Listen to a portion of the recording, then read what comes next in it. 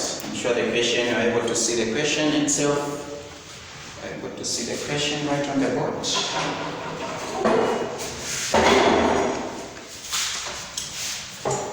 Okay.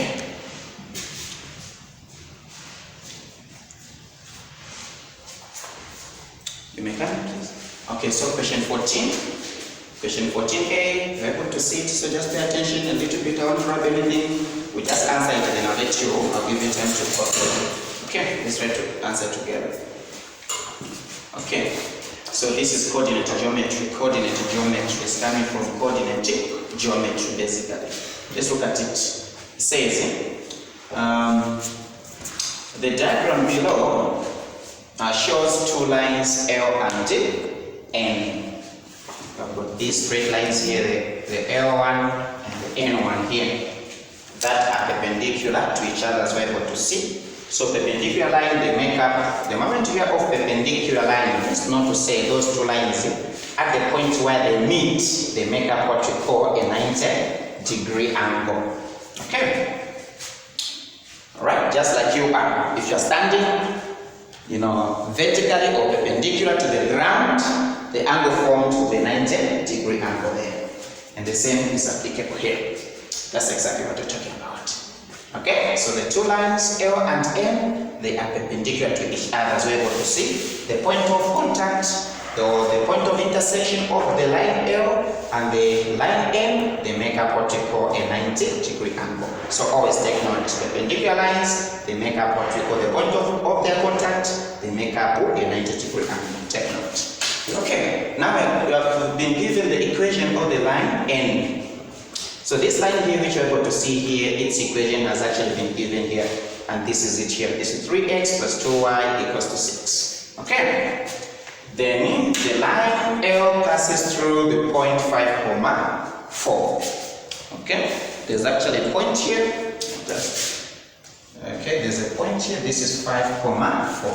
Someone here. This is 5, 4. Take note this. This is 5, 4. So this line here passes through at a point 5, 4, as you're able to see here.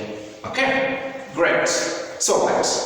Well, we know to say this line N has been given its equation as 3x plus 2y equals to 6. Now here we are being asked to find the equation of line L.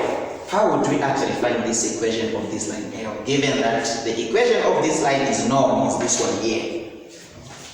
So it's very easy. There's a certain principle that we need to understand here. So we are saying, I want you to write this here. Of course, don't write, just take notes. First of all, we need to understand that the gradients, okay,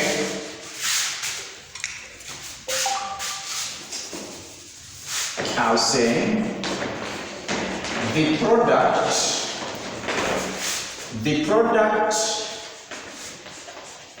of the gradients of perpendicular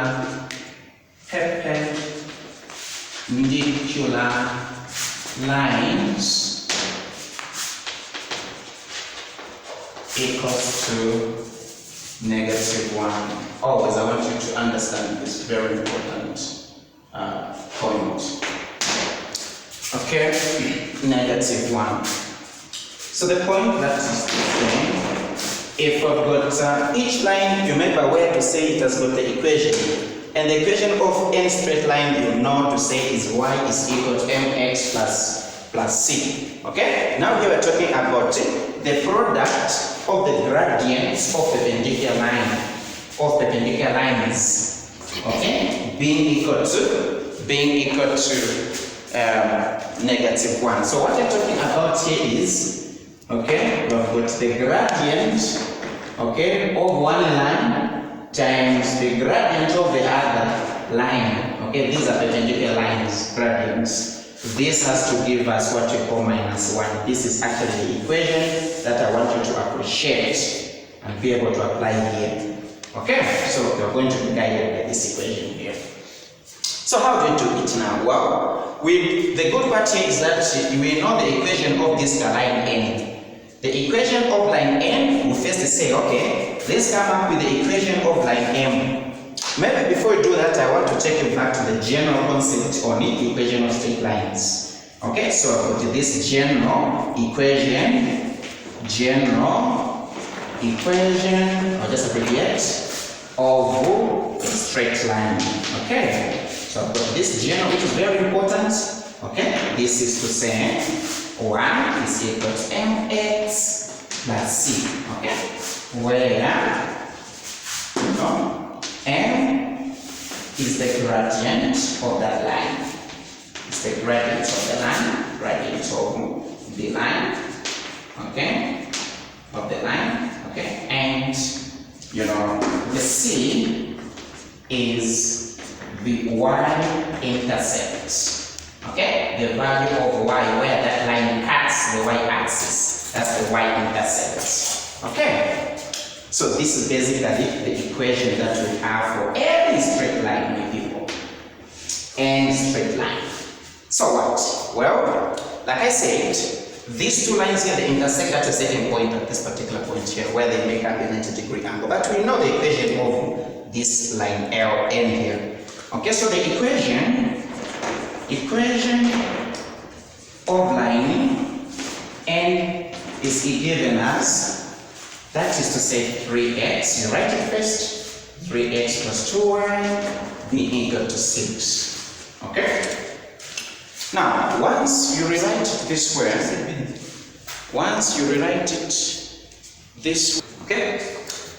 okay, so what you do here is very simple. What you do is very simple, my children. Okay, we have the equation of this line n. This line n here, it has been given in the question as if this one here. Good. Now, what are we going to do? Remember, the point of intersection of this line, this equation here, and the line L, they make up a 90-degree angle. And what we are talking about is that, if you multiply their gradient, the gradient of this line times the gradient of the L line, we're going to come up with what we call the -1, which is very true from this particular principle. So what? Well, so what I want you to do here is, given this equation, I want you to rewrite this equation according to the, general equation of a straight line standard form. General equation of a straight line standard form this way. So I want you to write it this way. And if you do so, you're going to make y be the subject of what? Of formula. So if you do so, we're going to say, we're going to take this stuff the other side, isn't it? Of course, we remain with the 2y this side. So we're going to have 2y here being equal to, remember, you're shifting this the other side to okay, you are making it as simple as possible to be exactly the same as the general equation of the straight line here. So we're going to push this on the other side. When this one comes the other side, it will become -3x. Remember, this is positive 6 here. So just write here positive 6 here, which is actually getting there, except we need to get rid of this 2 here. So you divide both sides here so that you just have the y. Remember, you divide it throughout by 2, also here by 2, also here by 2. That's what you do. You don't just divide once here, no. You also say divide by 2, or you could have just say everything over 2. You get that? That's what you can do. And of course, you cancel out the 2's. We're going to have the y is equal to -3 halves x plus 2 to 6 plus a 3f. Great. You see? So what we've done here, we've just rewritten it, just the same equation, except we've just rewritten it according to the general equation of the straight line here. Excellent. So what now? Very easy now. Look, so we know the gradient. So at this point we say, okay, we can say that's, and we say that's the gradient of this, we will name it as m1, m2, you get, m1 being the first equation, then m2 being the equation of the gradient of the line L that I get. So say that's the gradient m1, m1 for this one, will simply be, look at it, just compare.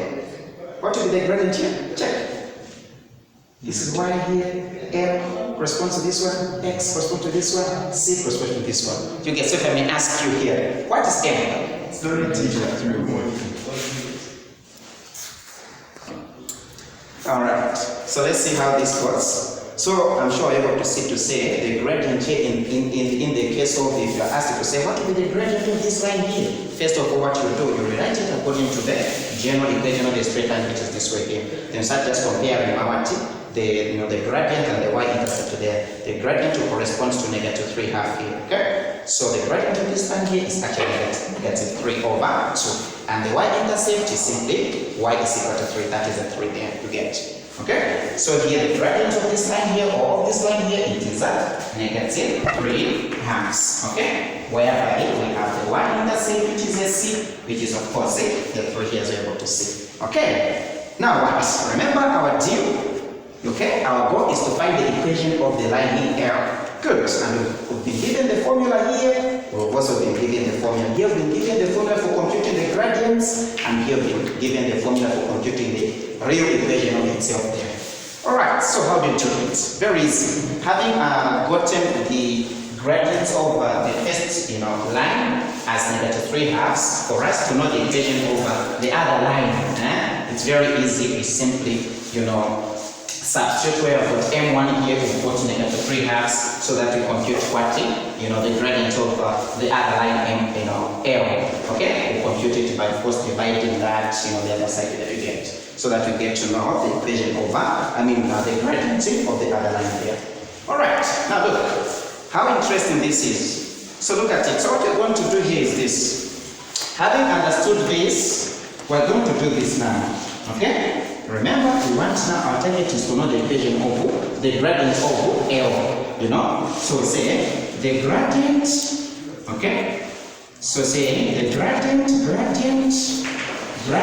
for, say gradient of line L, okay, will be, take notes, it will be denoted line L, which you can say, okay, I'll do this gradient, M2, that is to say of line, okay, L will be given as follows. We say we're going to get this one here. This is M1 times M2 being equal to -1, where we know M1 is the gradient, okay, where M1 is the gradient of line N. Maybe I write that way so that you get to understand where M1 is the gradient of line what? Line A, and where, okay, and where M2 is the gradient of line what? Of line L. Okay, so how do you do it? So say from this equation, we're going to say while we have got M1 here, we put that gradient -3/2 there so that we sort out M2. So say -3/2 times M2, that will give us what? -1 we get. Then here just about you maneuver how you can maneuver this one. You divide everything by -3/2 you get, or you simply use what you call the reciprocal. Or if you don't know how to do this one, you can simply do this. Look, you're going to say, okay, this is M2, which you can say over 1 you get, so that you multiply the numerators. So -3 times M2, that would be -3M2, you see, over 2 times 1, that's a 2. This will give us -1 you get. Then simply do this again. Then simply cross multiply there, so that you don't make up mistakes of reciprocation in case you don't know. So make it so easy. So multiply 1 times -3M there, 1 times -3M2, that should be -3M2 to get. And this will give us 2 times 1 there, that will be 2. Remember, you want to find M2. So divide here everything by -3, isn't it? Are you seeing it? Actually, I think for example, this is 2 times -1. You see? I wrote 2 there, that's actually negative. You get? Please take note. You see? I said 2 times -1, that's -2 actually. Then 1 times that's it there. Great. Okay, then here remember, I want to divide by -3 so that I get M2 here. So it will be -3, also get -3. And I cancel that. I've got my M2, the equation of L, the gradient over L, okay, which is it. You cancel that. It's just going to have 2 things, 2/3. Okay, now that we know this one, remember, our equation is like this. Remember, our equation is y, or the straight line is y is equal to mx plus c. Take note. But here what we've so far done, or what we've so far found is actually the gradient m. We have gotten it is this one here, but we don't know what the c-intercept is. Yes. Yes, bro. Okay, we don't know that one. So what we do is very easy. We can't bring this one. No, this y-intercept is for line n, you get. Okay, so what we are going to do is very simple. So we're going to simply say, okay, let's put in where we have put m, of course we're going to put 2/3 here. So say y is equal to 2/3 x plus. We need to find the c. How do you find the c? Very easy. Remember, it has been said that this line here passes through. Okay, the line L passes through a certain point, and that point is 5,4. You get? So this point 5,4, we know this is x value and this is y value. So it's very easy to find c. So what we'll do here is very easy. In this particular equation here, we're going to find c by substituting this point 5,4. You get? Okay? So where we've got this here y, we put some process variable to c. We're going to put the 4. You get? Okay? So put the 4 here so that we get c. This is a 4 is equal to 2/3. What is x there? We're going to put 5. We substitute this way, you go further. This will be 4 is equal to, when you multiply 2 times 5, that's a what? That's a 10. So we're going to have a 10 here over. This is your 3. Okay? This is your 3, and this is plus c, of course, here. When you make c the subject of formula, when you make c the subject of formula, you say c is equal, this is a 4, you take this on the other side, you get, that will be negative 10 over 3, you get, you do this here, what is my c? You look for the LCM there, that's a 3, 1 into 3, that's 3 by 4, 12, minus 3 into 3, 1 times 10, that's a 10, that's 10 of course, so we're going to have c as what?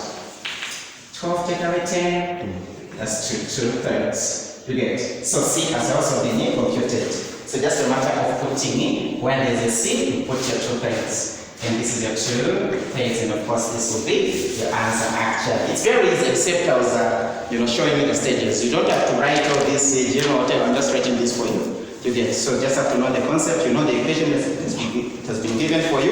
We write it according to the general equation for a straight line. In fact, I bet you start now on there. Yeah, as simple as that. Great. So please, that's the answer there finally. Alright. So I'm sure you were seeing the steps where when to go, due to space. Alright, so please, would you copy? Copy. Okay, copy. We see what you can do. So that you move to question B. So quickly, just try to copy.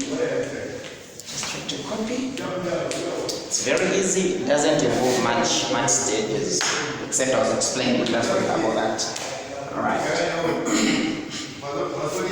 Okay.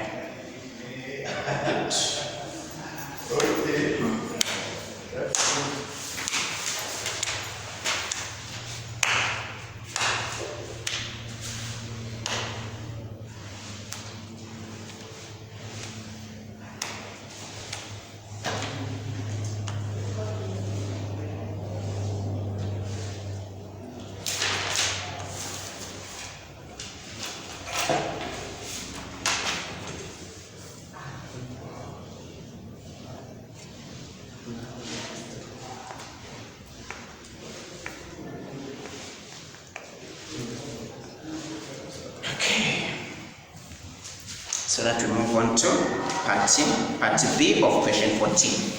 Okay, I'm sure this part you're done. Are you all done this part? Yeah. Okay, let's try to move, please. Okay, so that's it. The target will just have a temperature of target today. Let's move on to question number 14, B. This time around, the impact. So the impact we have. The diagram below shows the diagram, below shows triangle ABC in which the length of line AB equals to 5 centimeters and the length of AC equals to 13 centimeters. Angle ABC equals to 90 degrees, and BC is produced to D. So I've got this. It's a right angle triangle. Okay, this one. Okay, this is A, this is B, this is C, and this is D here. Okay, this is 13. This is 13 centimeters. This is 5 centimeters. Okay, good. So here we are asked to find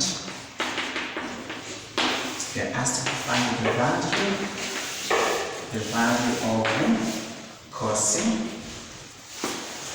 A, cos angle ACD. Okay, that is the question. Good. Look at it. All right. Okay.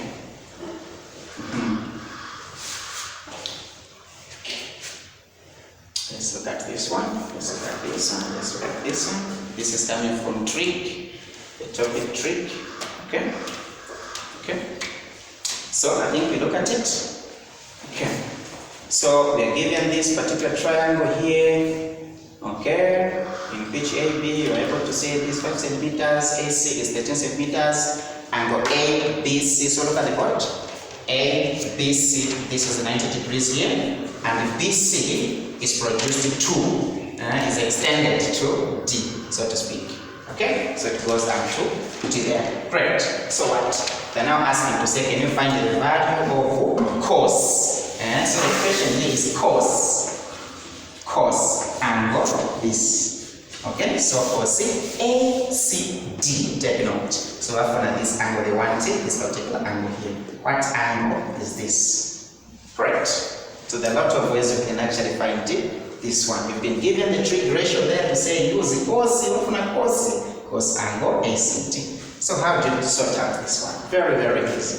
Very, very easy. So first, what we're going to do here is that before maybe I talk of the quadrants, I want you to first get to know what the type of angle this is here. Here, if you're able to see, we've got what we call the obtuse angle, and that's actually the angle that they're asking us. So the obtuse angle is the angle that is between, is it 0, and what?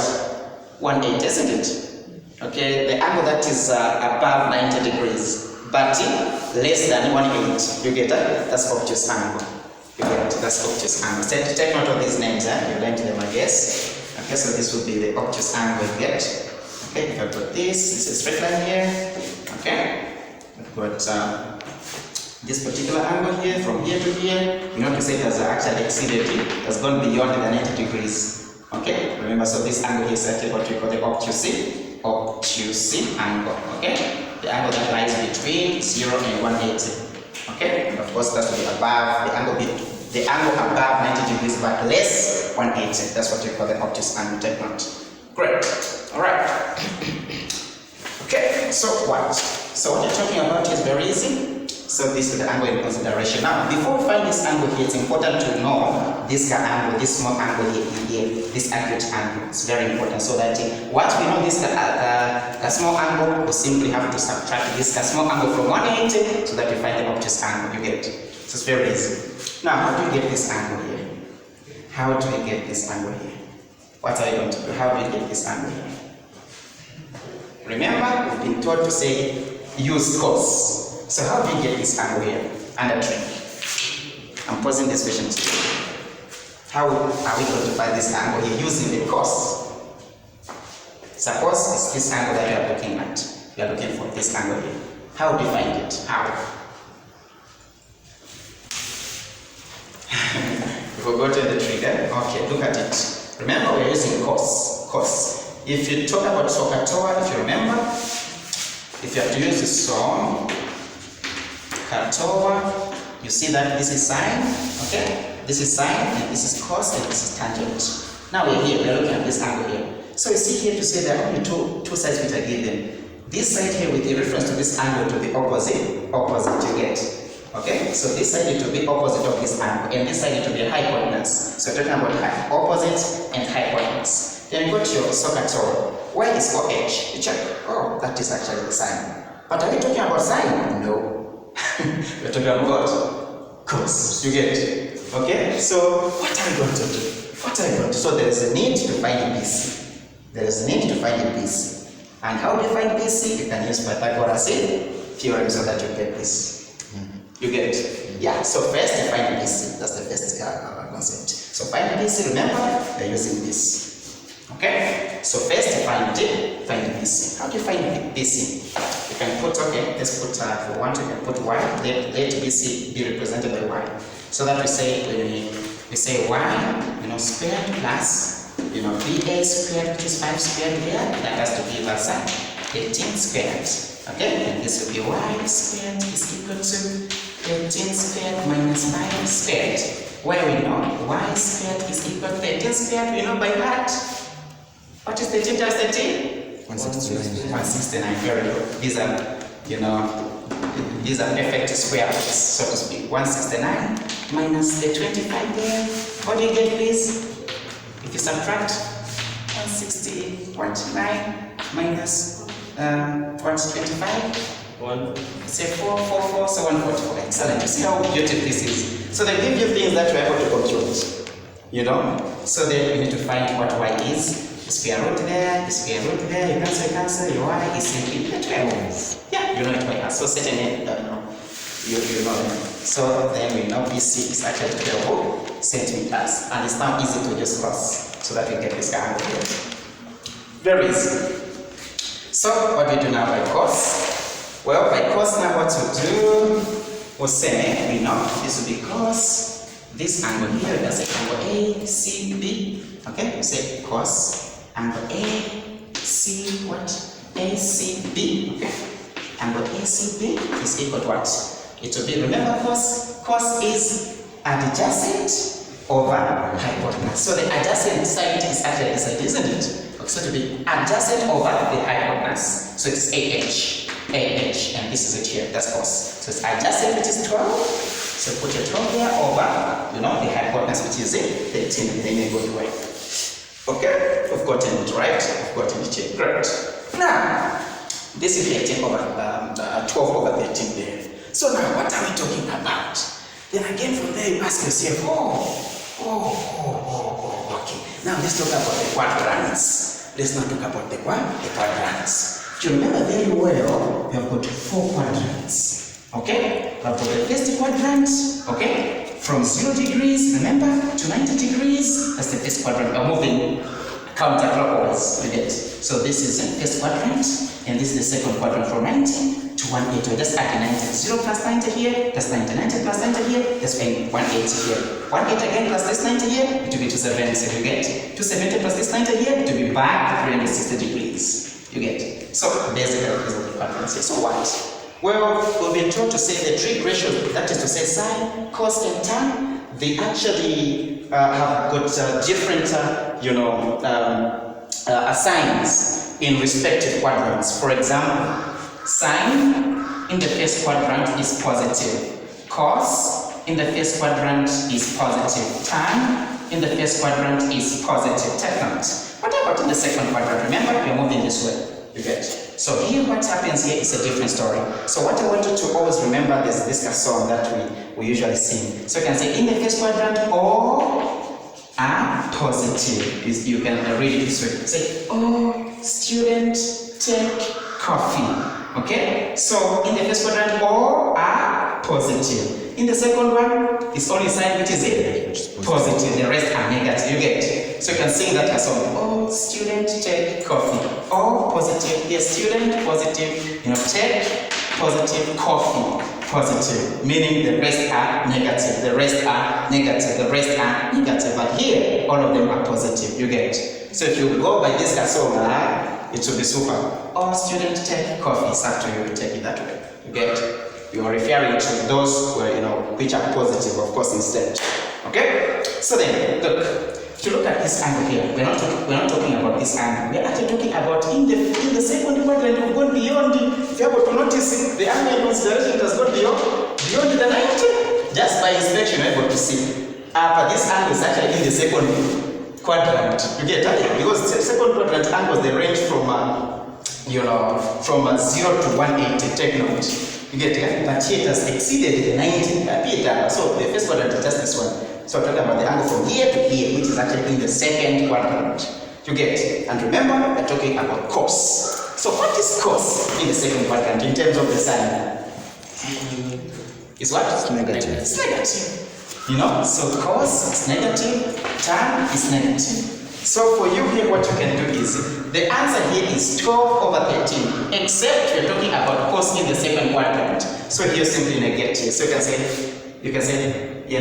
say, since, you don't have to write to that, but I'm just writing for you. You can say, since cos is negative, that is in the second quadrant, okay, we have the question here, cos angle ACT will equal to negative 12/18, and this is your answer. Check over here. Just put a negative here. Okay, based on what you're talking about there, you get. So this is the second quadrant. Just by looking at it here, from here to here, that's the second quadrant angle. Has exceeded, has gone beyond the first quadrant there. That's the second quadrant we're talking about from here to here.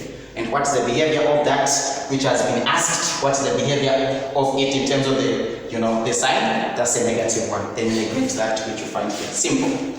Great. So suppose cos was a positive, we could not have negated. You get that? Could have just maintained a positive there. Yeah, that's what you do. And the answer is negative 12/13. That's it. Yeah. Alright. Quite interesting. That's a 2-mark question. So you may copy. Move to copy 15. Alright.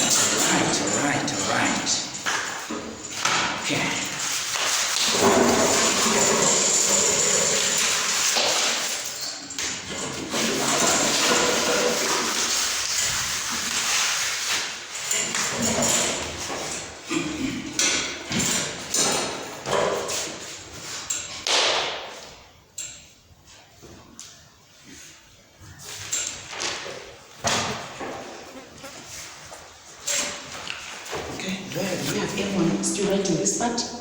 Okay, maybe I just jot down this question while we're copying this one so that we don't waste much of our time. Okay. Just try to copy this one here.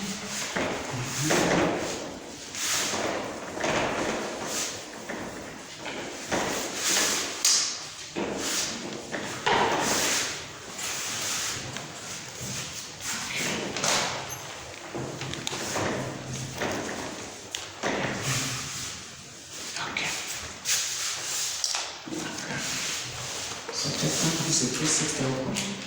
Yeah, back. Okay, so question 15. So, I have a question there. 25 squared, isn't it positive 25? Where? There, 13 squared minus 5 squared. Negative 5 squared is what?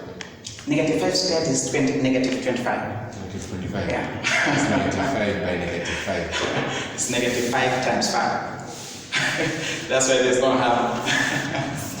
Stu, if you want it, he's asking about negative 5 squared. Well, this will be negative 25. But if you have negative 5 squared, this will be positive 25. That's the difference because of the brackets.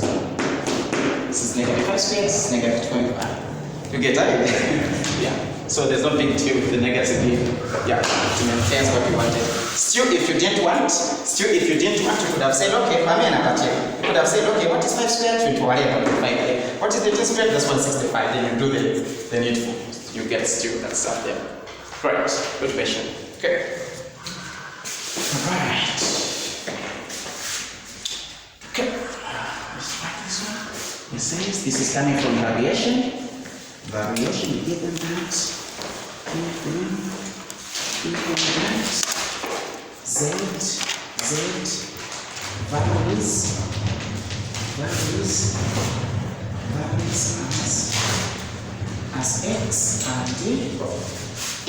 x and inversely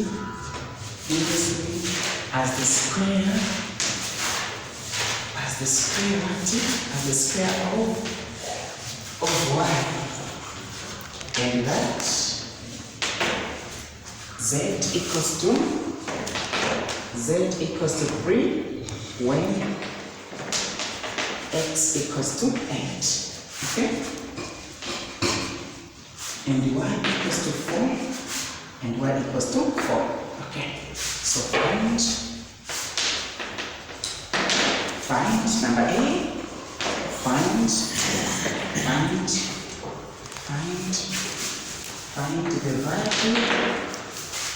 the value of k. This k is the constant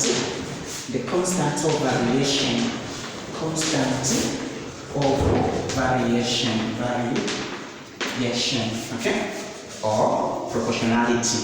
The number B, find the value of z, the value of z, okay, when x equals to 18, okay, and of course when y equals to 3. Oh, good. Yes, please. The first statement complete. Z varies as what with x? Given that z varies as x and inversely as the square of y, and that z equals to 3 when x 8 and y is complete. Yes, very complete. Yeah, I thought I skipped some stories. Okay, that is on y when x equals to 80 and across and z equals to 5. Okay, let's look at the question. Okay, I'm sure you're done copying here. Let's look at it. So this is variation, very, very simple. It's one of the simplest as well. Okay, so question 15. It says, given that z varies as x, z varies as x, and inversely as the square of y. So I want you to be able to understand and to be able to interpret the first statement given. Very, very important. So this varies here. This word varies, okay? It's represented by a certain symbol we call as the, alpha. You get that? You know alpha, beta, gamma, whatever, you get that? So this is the alpha symbol representing varies. I'm sure you're aware of that. So z varies, that's the symbol there, as x. So it's not like, okay, but just write x here, you get that? And inversely, anything to do with inversely is such a, it's such a fraction. You get that? So it will be x divided by whatever is being spoken about down there. Okay? So how do you interpret from here to here? They're saying z varies as x. So let us write that. Okay, look at it. Let's look at solutions here. So let's just write the statement from here up to here. Okay, that's the most important points. From this part here to this part. Let's try to interpret it. So it's saying z varies, okay, as x. In other words, the question could have read as z varies as directly as x. You get it? And inversely, you get it. So this statement just from here to here, it can also be phrased as z, given that z varies as directly as x, just from here. Or it can be read as it is here. Z varies as x. Just the one in the simple statement. Okay, so z varies, as x, you write it like this. And inversely, meaning you say over, you get that? Over. And inversely, as the square, not the square of Ghana. Read the question, square. Not the square of Ghana, square of y. So square of the number is that number squared. So, as the square of y, what is the square of y? It is y squared? That's the point. So say over y squared. That's it. And the interpretation is very, very important. And that's exactly what you've done. Great. So once this is done, it's now time to write what you call the equation. Okay, from the expression, this becomes what you call the expression because this is not the equal sign. Okay, so now it's time to write the equation. Okay, so the moment you put the equal sign here, there must be a k. That stuff has to be multiplied by k. So say z equals to, the moment you just put equals here, there must be the k, the constant of variation. Okay, this k times, okay, times this, of course that is x over y squared there, which you can write as z is equal to k times x, that is it, kx over y squared. Alright, at this point you can actually maneuver and try to find what k is. Actually, if you want, you can even go straight to the question, says find the value of k. Wow, using this particular equation here. So how do you get it? Before I put it in the box here. So first, remember, find k. How do you find the k? K will be computed by using the values of x and y, okay? The values of, z and y given in the first statement there, and x as well. So here we're talking about the three variables, x, z, and y. For us to find the k, we must know x, we must know z, we must also know y. And these x, y, and z are actually given. Look at it. So they're saying, under that, okay, z is 3 when x is 8, and y is 4, you get. So we'll give it that. So let's try to put those. So z, we are trying to say 3. So put the 3 there, equals to what is k? We don't know as yet. This will substitute, okay? What is x? X is actually 8. In a good way, write 8 there. Divided by what is y? Y is 4, okay? You say 4 squared, of course, you can put 4 squared there, that way. Great. So try to simplify things as much as possible. Okay, so you can say that is 3 is equal to, that is your k, of course, times 8 is alright, over what we have down here, look at it. I've got 4 squared, it is 4 times 4, you get? So you can say 4 times 4. So in an exam, particularly in paper 1, please avoid multiplying. Because if you multiply, you get bigger numbers, which will be, a challenge to you. So try to make them simple, especially if you're dealing with the times. You get that? So instead of saying 16, you break them 4 times 4. You get that? Because we know to say there's a number that will actually, be cancelled with them on top there. As well, to say there's 8 on top there. You get? Okay? So you can say, okay, let's try to simplify further. This will be 3 equals to k times 4 into 4 is 1. 4 into 8 is 2. So I've got my 2 here over 1 times 4 is 4. You get it? Are we seeing? Sure. Then if you want to go further again, simplify, say 3 equals to k times 2 into 2 is 1. 2 into 4 is 2. I hope you're seeing what I'm doing. 1 over, there's a 2 down here. Simplify further, this will be 3 is equal to k times 1 is k over 2. You do this here, right? Then you do the cross product there. 1 times k, that is simply k, being equal to 2 times 3, that is a 6. In a good way, you get. Still, you could have done it your way. So, okay, 8 over 16, then multiply there, But the idea is try to avoid bigger numbers. Yeah, that's the idea. And k has been computed. And hence, question number A has been answered. Okay, so let's see. Okay, let's move on to B.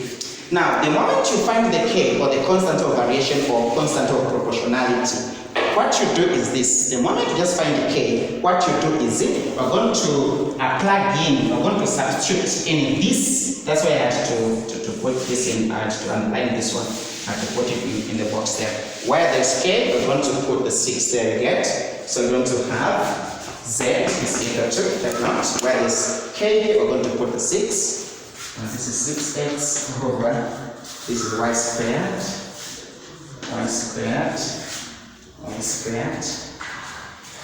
So now look at it. Remember, first thing, find the k. The moment you find the k, you are going to plug in there in your equation there that involves x, y, and z. Okay? So this will now become the weapon to answer any other question that will follow. Any other question that will follow. That is after finding k. Plug in the equation formula there and use this equation to answer any question that will follow under that. So So meaning, we use this one to answer question B and question C. Check note here. Okay, so first find the K like we did there, to be provided all the necessary information to be given to you. Okay, let's go. So question B says, find the value of Z, check note, Z when X is 18 and Y is 3. So Z is already here, okay? So say Z when X is what? X is 18. So say that is 6 there. You open the bracket, your X is 18. You put your 18 there. You divide by Y. What is our Y? Y is 3. Equal, you can say 3 squared. You get it. You go slowly. You say Z is equal to 6. You open the bracket, 8 there. Like I told you, I've given you a lot of clues. You can say expand this one. This will be over 3, you know, at times. So 3, you get it. Then go down there, Z is equal to a 3 there, that's 1. A 3 there, that's a 2. Forget it. A 3 there, that's 1. A 3 there, that is 6. 2 by 6, that's a 12. You get it. So Z is 12. Still, you know, it was easy. Still, you could have alternatively, you could have said Z is equal to, you know, this is 6 open 18 over 3 squared is 9. You get it. Z is equal to 9 1, 9 2, 12. You get it. So that's a lot of ways. Okay. Yeah. And that is it. Right. Okay. Let's see the last one. The last one. I'm just going to put this here. We see how we can answer the last one. This is values. Take note. Values. Not your value. Values. Meaning you expect to say, oh, my values are wise. So values of Y when X method. Remember, we're using the same formula here, the same report. Okay, right? The way from Z is equal to 6 X over, you know, the Y squared. Yeah, that's the report. Great. Then what are they asking? Back on a Y. Okay, so strategically, what you can do, if you want, there are a lot of ways, like I said. If you want, you can say, okay, let me make, since Y is not you know, it's not the subject formula here. You can make Y be the subject formula so that the rest doesn't substitute. Okay, strategical, like I said. If you don't, you can still just plug in there and try to make Y be the subject formula. But anyway, let's see how this works. If you have to make Y be the subject formula, this will be Y times this one, right? You are going to multiply Y squared times this one. And this will be Y squared times 8 is equal to 6x. If you are going to see, so that will make Y be the subject formula. Here you divide by Z, you divide by Z. You cancel that, you have got 1 squared is equal to 6x over Z. Remember, you want Y. You want Y, not Y squared, no? So if you introduce the square root, this will be 1 is equal to plus or minus the square root of 6x over Z. So that magnitude at Y is equal to plus or minus what? You get it? Then you use this here. X is there. So for X, you put a 8. For Z, you put a 5. You get it? Then say, okay, inside the square root, I'll say 6 open. What is my X? X is my 30. There you get it? My 30. Okay? Over. What is my Z? Check. Z is 5. It's fine. Great. You do this. You simplify what is inside the square root. Y is equal to plus or minus. Okay? There we go. 5 into 5 is 1. 5 into 20 is 6. 6 times 6 is 36. You get it? You know, things will be quite easy for you. Then finally, you can say, therefore, the Y values will either be positive 6 or, you know, negative 6. And these are the answers. Simple, right? Yeah. Yeah. So, that's what you do. That's a 2 marks question. That's it about question 15. So copy. Copy, almost there. Copy, please. Copy. Copy, please. Copy. I'm sure this part you're done. Are you done this part? Yeah. Okay. Copy. Don't try out. You need to be exposed to exam standard questions. Okay, you see how you're answered. Don't get tired. You're almost getting there. Let's see how this goes. Okay. Let's see. Okay, let's see. This is the question under calculus. This is question 16. Okay, question 16. Question 16, we have this question. It says, Okay, this was 16a. Find the integral of 10x to the power 4 minus 4x plus 3 over x squared. Okay, inside the brackets, with respect to x, that's dx, that is dx. So there's dx outside the brackets here. There's dx, which means it with the respect to x. Okay, that's what it means. Okay, and I'll explain what that means. Okay, so let's see. Anyway, yeah. So find that, you know. So this is integration. So this is under calculus. In calculus, it is in two. We have got what you call the integral calculus and the differential calculus. You get that? So integral calculus and the differential calculus. Basically, that is it here. So this falls under, integral calculus. And integral calculus is subdivided into two. We have got what you call definite integrals and indefinite. So the one we're dealing with here is the indefinite, in the sense that we don't have the limits. Okay, these are what you call limits. Okay, the integral symbol here, we've got what you call the lower limit. Down here, you can have a number here somewhere. You get? You can have a number here, that's a lower limit. And the number up there, that's what you call the upper limit. Lower, upper limit, basically. But what you're seeing here is that this is just the integral, this is the integral symbol, independent of the limits, you get, and that's what you call the indefinite integral. Okay, that's what you call indefinite integral. That's why we always add plus c. Okay, that's why we add always c plus c. Anyway, let's see how we go about this one. And perhaps, like I said, I will dig deeper so by just answering questions here. But if you want to know more about calculus, we'll do just that. Okay, so let's see how we go about this one. So first, we write the expression if possible.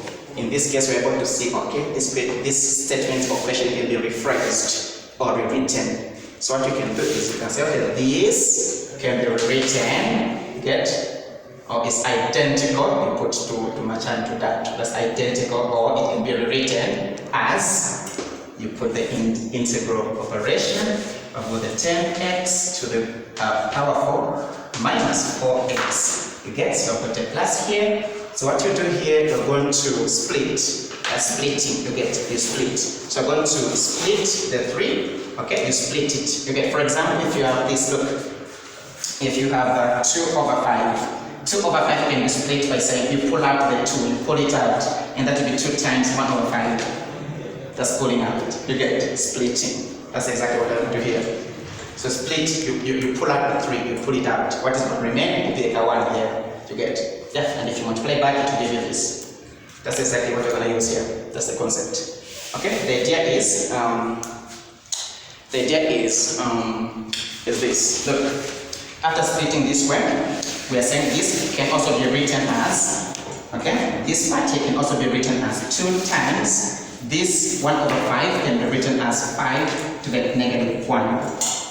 That is basically where we're going. That's where we're going.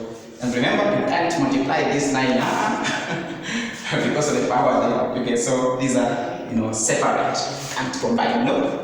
2 times 5, no, we don't do that. Because of the power, the negative power. Great. So that's exactly what we're going to do here. So let's see how this goes. So we pull out. So that will be 3 times. So we're going to have the 1 over x squared, right? That's what we have. And of course, like I said, you put this in bracket to say with respect to x, that's dx. Great. With respect to x simply means what variable are you working with in that expression? In that v, we could have said with respect to v, so it could have been dv.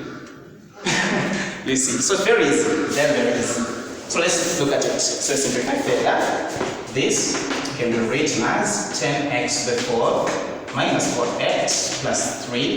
We know this, just the same as saying, this 1 over x squared can be written as, remember, this 1 over will be a negative to the power. So this can be written as x, this x here, then this 1 over will be a negative to the power 2. That's what it means. So 1 over x the second will be x to the power negative 2. You get it? Laws of indices, are you? Am I too fast? Are you able to get it? Great. That's what you're doing. So this can be written as x to the negative 2. Then of course you combine there. You put this in brackets, you say you get x. I'm doing this so that you see.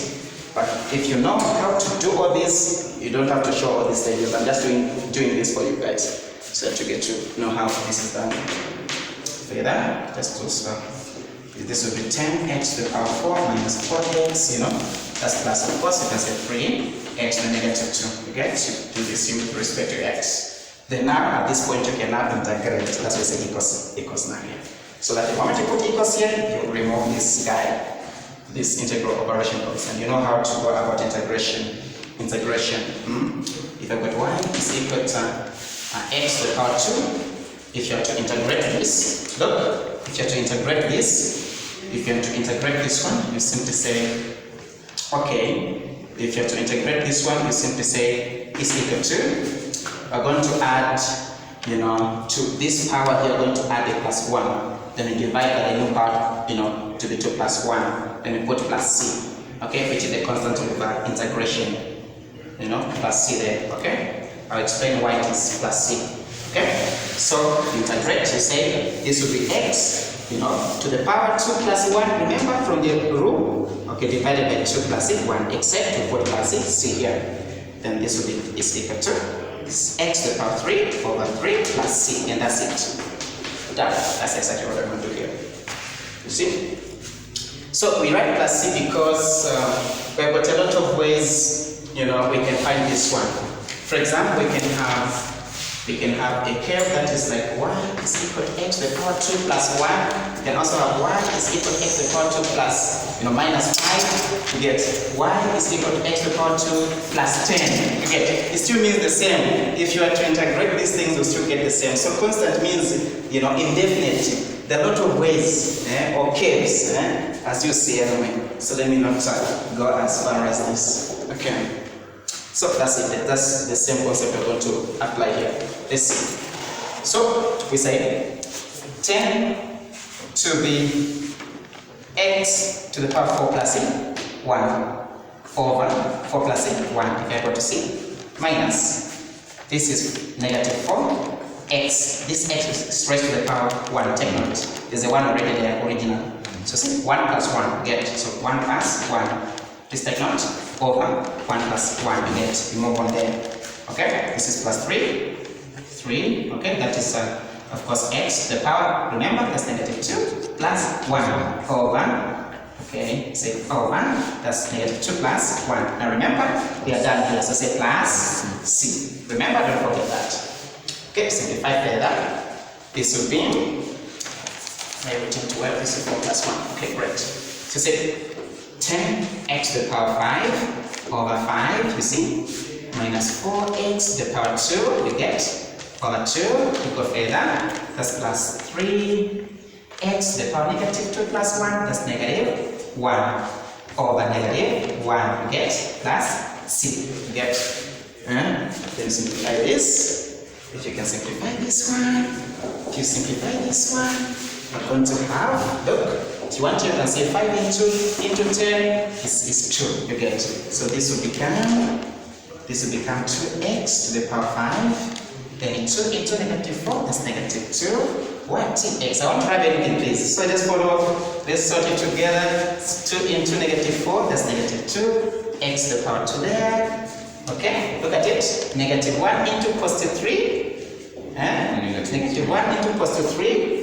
That's negative 3. X to the power. Of course, we have got a negative 1 then plus c. You get it. You can end here. It's okay. You get it correct. But why not writing it according to the way it was at first? Because you now know, you understand, if I've got a negative power, a negative power simply means 1 over, you get. So then, you know, to be smart, you can end here, it's okay. But you can also say 2x to the power 5, you know, minus 2x squared.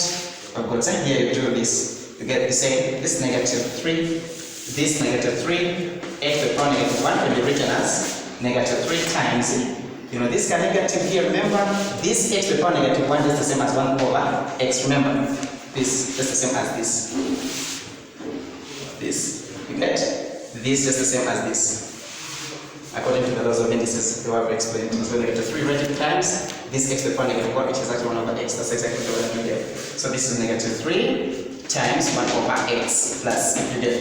and this will finally 2x to the 5th, okay, to the power of 5 to x squared minus 3